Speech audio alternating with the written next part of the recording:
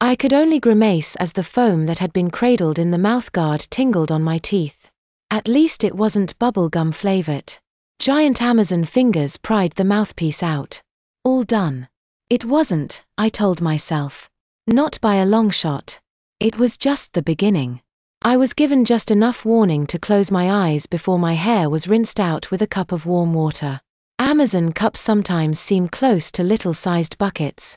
Just before Janet pulled the drain plug, I remembered to pee, letting the bubbles and suds conceal my added stream. Yeah. Kinda gross, I'll admit. But better down the drain than in my pants. I was still in a kind of denial, still mourning my lost adulthood. Peeing in the shower was something I did occasionally when I was still in charge of my bladder. Peeing in the tub was close enough.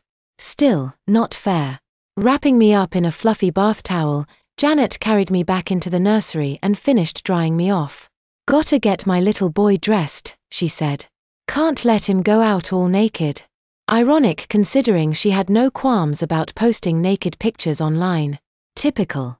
Diving deep into my own survival, I started taking notes of my surroundings. Ignore the pings that were still coming from Janet's phone, I told myself. I had to focus on how to get out, how to free myself now that no one else was going to. Again, Janet just pinned me down on the changing table with her free hand. She didn't like to use the chest strap. Good. I could use that. Don't squirm, and she might let that hand go lax.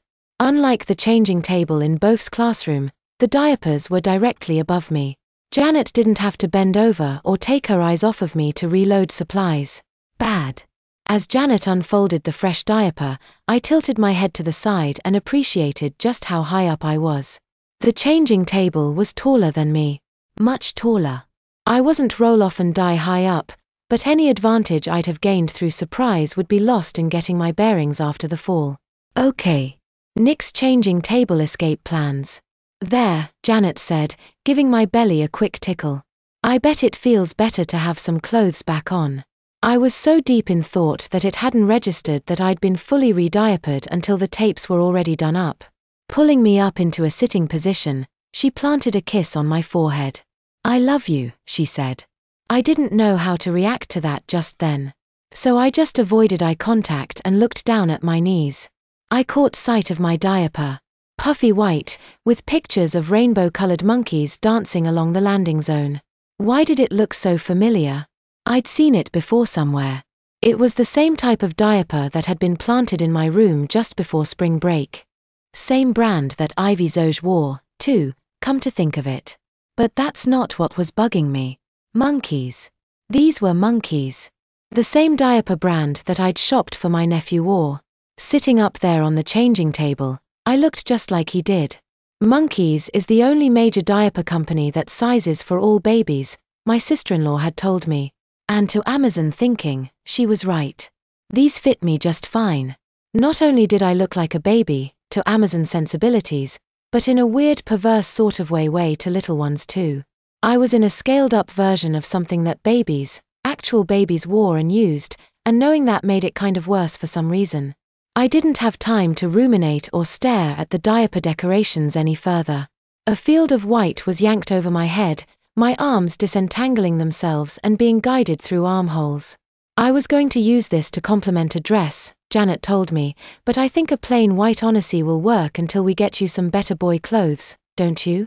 She didn't wait for me to reply before laying me back down and sealing me in at the crotch snaps. That's the best part for Amazons with little dolls. No consent required. Some assembly perhaps, but zero consent. Back on Janet's hip I went after she'd checked her phone and removed the apron. Back into the kitchen we went. Great.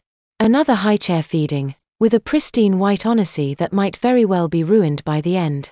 Then time. Such is life in the dollhouse. No time for a proper breakfast, hun, she said, bobbing me to the fridge. She opened the door and dug out one of the last things I'd have expected. Speaking of mundane normal things being scaled up, do you want a shake? It was a breakfast shake. Just like the ones I chugged every day before hopping onto my scooter. It was a 2 liters worth, much bigger than anything my weak morning stomach could assume in one sitting, but it was the exact same packaging and logo. Chocolate too. You drink these? I asked. Janet took a baby bottle out of the cabinet, cracked the lid of the Amazon-sized shake and poured some in. I mean, it's not the greatest flavor, she said. But it fills me up first thing in the morning and helps keep my weight under control. She chuckled to herself. Maybe it's the flavor that makes it so I don't eat too much. I watched as she screwed the cap on the baby bottle and handed it to me. Drink up. I did. Immediately. Even through a rubber nipple, the taste was amazing. That got another giggle from Janet. Yup, she said to no one in particular. I think he likes it. My eyes rolled back in my head as I suckled. I closed them to just shut out the world and enjoy the taste. I didn't even argue or struggle as she cradled me. It wasn't the chalky taste of protein mixed with chocolate that I exulted in. It was the taste of familiarity, the taste of routine, the taste of something that wasn't explicitly made for a baby. The taste was heaven. My girlfriends were right, Janet said. This stuff does make good baby formula in a pinch. Heaven came crashing back down to purgatory with those words.